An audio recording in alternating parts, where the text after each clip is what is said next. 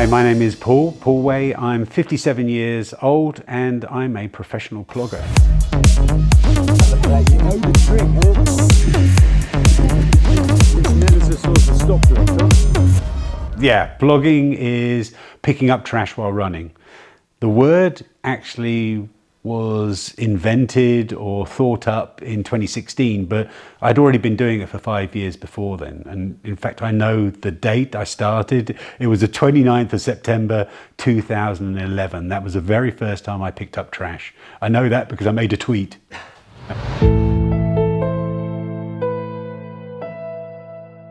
Why a professional plogger? Well, professional plogger just came about because I got made redundant. So I lost my job, and I was doing it for 13 years and it was occupying my whole time. Literally every moment of my day was focused on trying to inspire people to become more aware about the environment around them.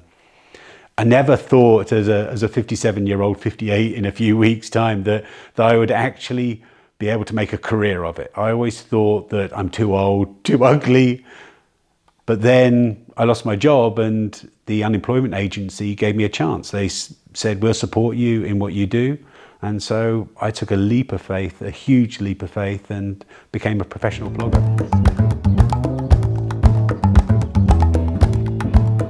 Yeah, so how am I a professional plogger? What makes me a professional plogger? My core business is picking up trash on a run daily. That's my core business, and telling a positive story. It's not about the trash in front of me, it's about the trash that's not behind me. That's the story I want to tell. So how can I pay my mortgage doing that? So the easiest way to think of it is a bit like a professional athlete. So I am a sponsored plogger. So the idea is to get brands in, to get a logo, to get their logo on my shirt, but it's more than that. They support me to do my daily actions. They will let me go to schools for free. And when the school says, how much will it pay? How much will it cost us? I say, nothing. I'm supported by these brands. And then we can do a lot more things with that. But yeah, think of it a bit like a professional athlete. The difference between an athlete though and a professional plogger is an athlete has 3-4 A races a year. And that's where they're really focused on to try and get the win. I'm winning every day. I'm telling a positive story every day. So value for money, I'm like way better. I'm way better than Usain Bolt. He's nothing. He's like 1 race a year. I'm like 365 races a year, gold medal.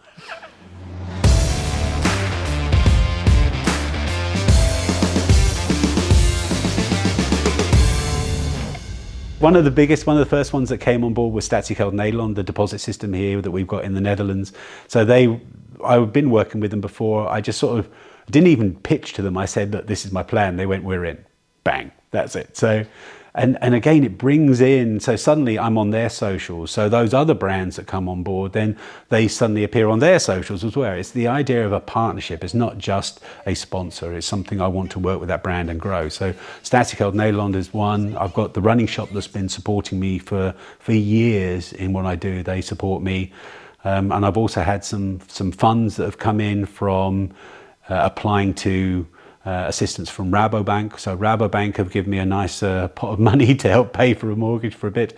And I just recently won a bit of money from the Dutch lottery system as well. So Nederlandse Loterij.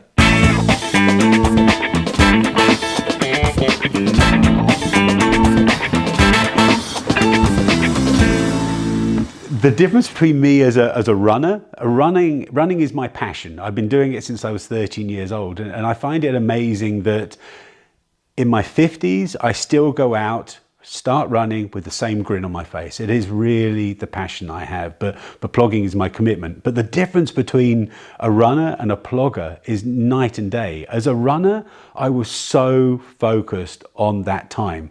I would get grumpy if I did my normal running route and there was a roadworks and I had to deviate by 10 meters. I would be that focused on it.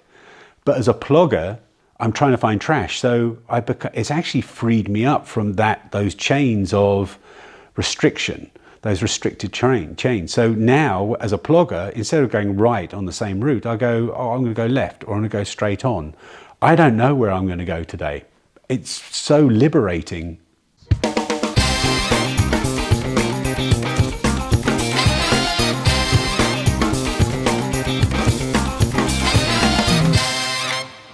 the tour around the Netherlands came out as just one of those bucket list items.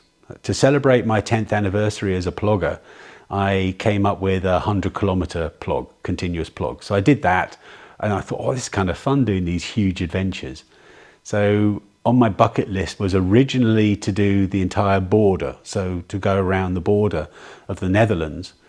And then someone said, oh, well, there was this mountain biker that did the 12 cities, the 12 capital cities of each province.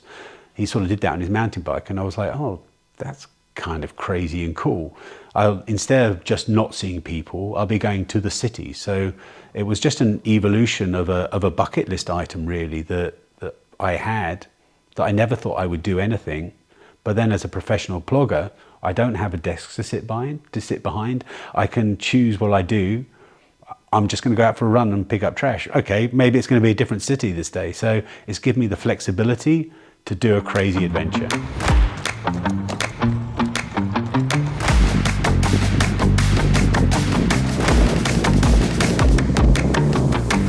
I think it's probably fate that came together, because I came up with the idea of the 12 cities, and then I was like thinking, okay, well, I need to run between them. How long is that going to take?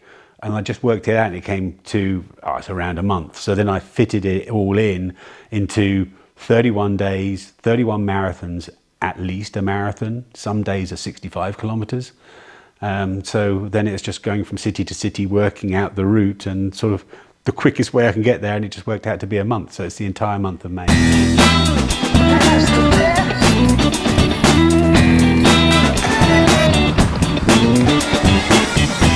So there's kind of two types. I mean, there's two types of run adventures like this. There's the supported and the non-supported.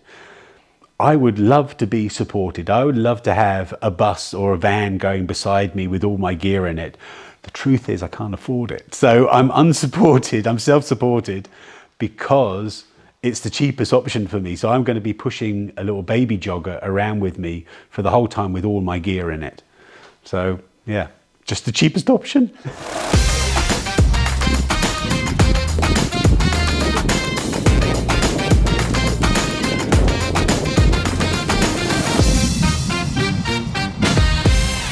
I hope going to be a Forrest Gump adventure. Maybe I have no one following me in the beginning, but I hope the idea is that at the end I have got people with me. I want people to come and say hi to me, which is why I'll be live sharing my route at any point. You can see exactly where I am on that day. Come and say hi. Join me for a kilometer. Join me for a meter. Doesn't matter. Just come and join me and say hi. I'd love that. These are the best things you can be. I oh, another one. The best thing I could ever do when I come up with a crazy challenge is to do it the next day, because then it's all right. I've got level of crazy that's here. But if there's a period between now and the start, I always think, how can I make it tougher? So, I'll add a banana suit. So I'm going to be doing it in a banana suit, because I thought that's a little bit crazier.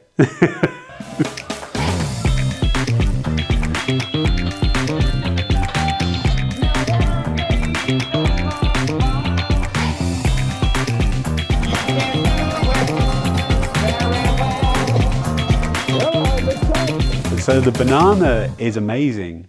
I always say that when you pick up a piece of trash, you make an impact. But when people see you doing it, you can make a difference. The banana suit gets me seen. It's everything. Everything is about people seeing me. It's not to say, look at me, how cool I am, because look at me, I'm not cool. It's to say, look at me, what I'm doing is cool. It's easy. And so everything is to draw attention to myself. The banana suit came from a shoe brand that had this thing with banana suits. And so I managed to get a banana suit, didn't think any more of it, but then I went to cheer a local race here in Haarlem, the Krachterloop. And I thought, oh, for fun, I'll do it in a banana suit. And then suddenly I realized that people were looking at me more than the runners. I was like, yes, they're looking at me. And that just sparked the sort of that just ignited a spark in my head. It was like, what happens if I went picking up trash in a banana suit? And I did it, and it was the impact that I can make. Is just so much greater in a banana suit, because people look at me and they go, look at that idiot in the banana suit. Oh, hang on, he's picking up trash.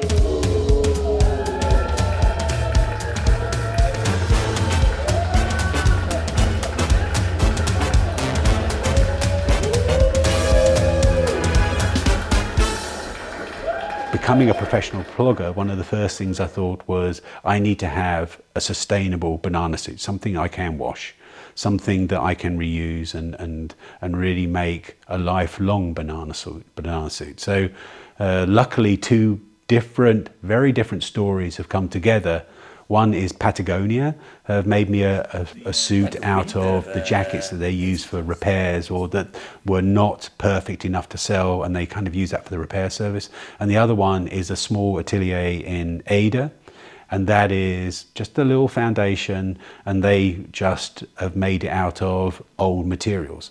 What is perfect about these two suits is I always look, when I do something, I always think, is there a different story that I can tell? A bit like how can I make it crazier? How can I make it more impactful? So I need a sustainable banana suit. How can I get that banana suit to stand in its own right? So the Patagonia suit tells a story of the repair service. It tells a story about Patagonia, the sustainable company that everyone knows. And then the other one is actually a small atelier that focuses on women empowerment. It's looking at what it does is it works with women that aren't in the workforce or aren't in the workplace, or they can't sort of get there because maybe their language isn't good enough. So they get Dutch lessons. They learn how to sew with old material, old sort of fabrics. So it really builds that story as well. So it's two different stories, and those banana suits stand in their own right, and they celebrate different stories. Are you somehow amused to you being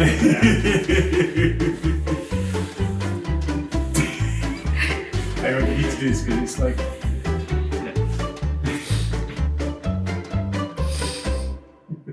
You guys are so cool. For me, it's a success story when I start, the minute I start and the minute I finish.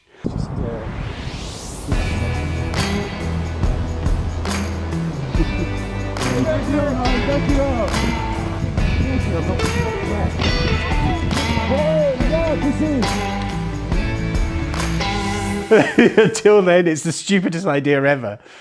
It's because it's more than a marathon. It's actually going to end up 1,500 kilometers probably for the month. That's like 350 kilometers of running for 4 weeks long without a break. What's the weirdest thing you've been picking up so far? Oh, I've got it here. You ready? Yes. This was this morning. That's really good. You should wear it. Yeah, but you can't see it then. No. On the outside of the. Whatever happens, it's hopefully attract sponsors. Yeah, I'm doing it for multiple reasons. I'm doing it not to raise money for a charity. I think that's really important. People have got their own charities that they're passionate about. Maybe that's cancer research, maybe that's mental health, whatever it is, they have some connection with that charity. I want them to continue giving money to that charity. I don't want them to give money to my charity. So instead, all I want to do is inspire people to pick up one piece of trash, one piece. And hopefully that plants a seed of change in them. With 18 million people in this country, that's 18 million seeds that could grow into a beautiful forest. That's why I'm doing it. So my success story is everything from being at the start line to putting a smile on someone's face when they see this idiot in a banana suit pushing a baby jogger to getting to that finish line.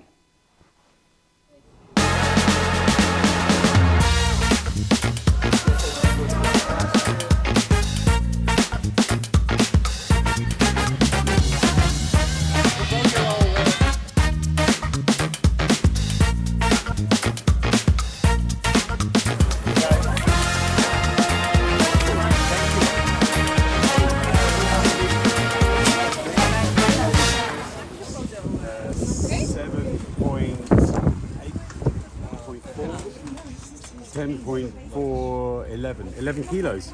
So today we're cleaning up in Eindhoven with Paul, and it was just really high energy. It's just super nice with the music, and we made the city a bit cleaner. Okay, that's it. I'm going home. Job done.